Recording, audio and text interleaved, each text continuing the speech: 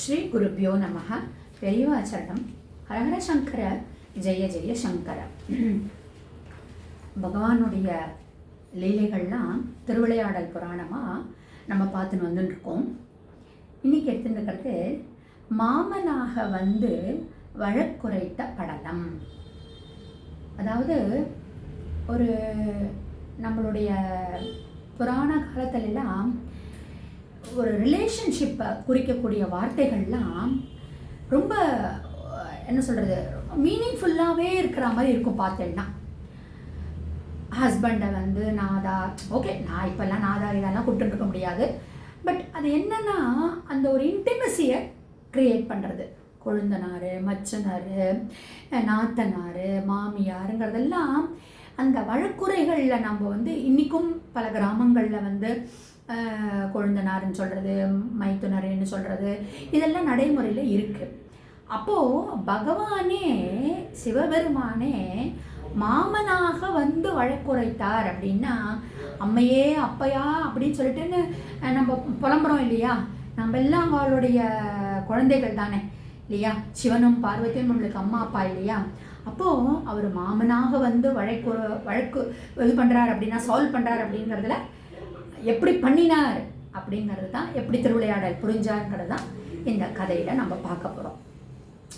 மதுரை மாநகரத்தில் ஒரு வணிக குலத்தில் வந்து தனபதி அப்படிங்கிற ஒரு வியாபாரி, ரொம்ப நேர்மையான வியாபாரி, ரொம்ப நல்ல குணம் படைத்தவர். பணம் தான் முக்கியம். இப்போ வியாபாரிகள்னாலே மணி மைண்டடாக இருப்பான்னு நம்ம சொல்லுவோம் இல்லையா? அந்த மாதிரி ஒரு மணி மைண்டடாக இல்லாமல் ஒரு நல்ல முறையில் தன்னுடைய வியாபாரத்தை அவர் பண்ணிட்டு வந்தார். அவருடைய மனைவி பேர் சுசீலை அப்படின்னு சொல்லிட்டுன்னு, மகாலட்சுமி மாதிரி இருக்கும், கணவனுக்கு ஏற்ற மனைவி.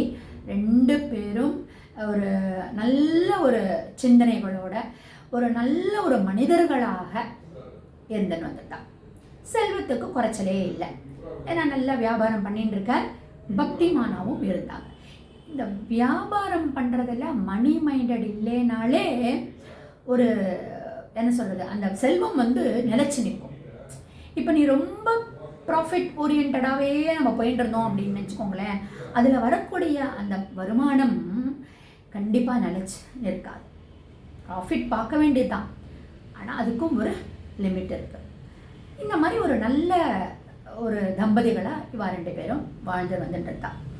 ஆனால் கடவுள் பாருங்கோ, எல்லாம் கொடுத்துட்டா அப்புறம் நம்மளுக்கு கடவுளை நினைக்கணும்னு தோணாது இல்லையா? குழந்தை செல்வம் இல்லாமல் ரொம்ப கவலையோட இவா தங்களுடைய லைஃப்பை லீட் பண்ணிட்டு வந்திருந்தா. இந்த தனபதியோடைய தங்கை, அவளுக்கு நல்லபடியாக இவர் கல்யாணம் பண்ணி வச்சார். ஆஸ் அ பிரதராக, அம்மா அப்பா கிடையாதுனால இவர் ஆஸ் அ பிரதராக நல்லபடியாக கல்யாணம் பண்ணி வச்சார் தன்னோட தங்கைக்கு.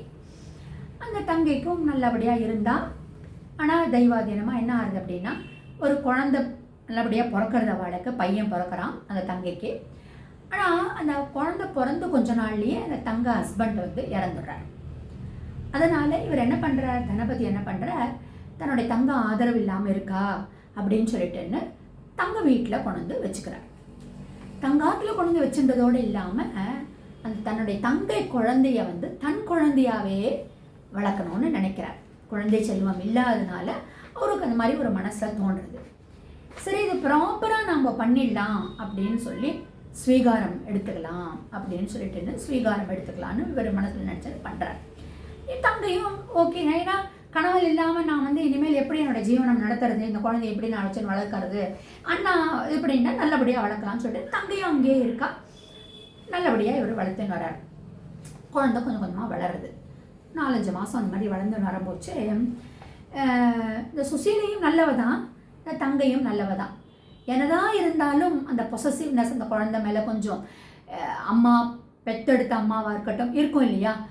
அந்த பெத்தெடுத்த அம்மா அவளுக்கு தங்கைக்கு கொஞ்சம் பொசசிவ்னஸ் ஜாஸ்தியாகின்னு குழந்தை சீராடுறதெல்லாம் கொஞ்சம் ஜாஸ்தி பண்ணுறான். அதில் கொஞ்சம் ஒரு மிஸ் அண்டர்ஸ்டாண்டிங் பிட்வீன் இந்த சுசீலைக்கும் நாத்தனாருக்கும் வருது, அதாவது தனபதியோட தங்கைக்கும் வருது. ஸோ நாத்தனாருக்கும் மன்னிக்கும் ஒரு மிஸ் அண்டர்ஸ்டாண்டிங். ஏன்னா அடுத்து ஒரு நாள் ஒரு வாக்குவாதம் மாதிரி ஆகிடுறது. ஒரு தட் இஸ் அந்த உரசல் வந்து ஒரு என்லார்ஜ் ஆகிடுறது. கொஞ்சம் கோபமாக இந்த தங்கையும் பேச ஆரம்பிச்சிடுறா. இந்த சுசீலையும் அந்த அண்ணங்காரனும் அவளும் கொஞ்சம் பேச ஆரம்பிச்சிடறான். இந்த ஆர்கியூமெண்ட் பேசுறதுலேருந்து என்ன ஆகுதுன்னா கொஞ்சம் உச்சகட்டமாக போய் அந்த தங்கை வந்து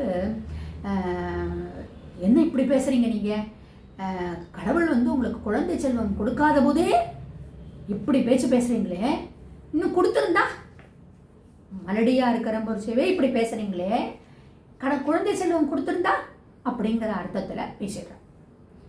இதைவா 2 பேருக்கும் தனபதிக்கும் சுஷீலைக்கும் ரொம்ப ஒரு சுருக்குன்னு ஒரு ஓப்பன் ஸ்டேட்மெண்ட் ஆகிடுது இல்லையா, மலடிங்கிற ஒரு தன்னோட தங்கையே. அப்போ இவாளுக்கு ரொம்ப மனசு ஃபீல் பண்ணுறான், ரொம்ப வருத்தப்படுறான். எந்த ஜென்மத்தில் பண்ணின பாவமோ நம்மளுக்கு இந்த ஜென்மத்தில் குழந்தை இல்லாமல் இருக்குது, அடுத்த பிறவியிலாவது நம்மளுக்கு நல்லபடியாக குழந்தை செல்வம் எல்லாம் இருக்கணும் அப்படின்னு இனிமேல் இந்த சம்சாரத்தில் நம்ம இது பண்ணிட்டு இருக்கக்கூடாது, நம்ம உடனே இந்த வீட்டை விட்டு நம்ம போயிடலாம், தபஸ் பண்ணுறதுக்கு எங்கேயாவது நம்ம போயிடலாம், ஒரு ஏகாந்தமாக தபஸ் பண்ணுற மாதிரி போயிடலாம் நம்ம அப்படின்னு சொல்லிட்டேன்னு உடனே தன்னுடைய அத்தனை சொத்துக்களையும் அந்த தங்கை குழந்தை மேலே தான் ஸ்வீகரிச்சிருந்த குழந்தை மேலே எல்லாத்தையும் எழுதிட்டு இந்த தனபதியும் சுஷீலையும் வீட்டை விட்டு கிளம்பிடுறான். அவன் கிளம்பின அடுத்த செகண்டே அந்த தங்கைக்கு கொஞ்சம் சுருக்குன்னு போயிடுறது. எப்போவுமே நம்மளுக்கெல்லாம் அந்த கண் கட்ட பிறகு தானே சூரிய நமஸ்காரம் வருது இல்லையா, எல்லாம் போனதுக்கப்புறமா தான் ஞானம் வருது. கொஞ்சம் இப்போ ஃபீல் பண்ண ஆரம்பிக்கிறோம். என்ன நடக்கிறது நாளை தொடர்ந்து நம்ம பார்க்கலாம்.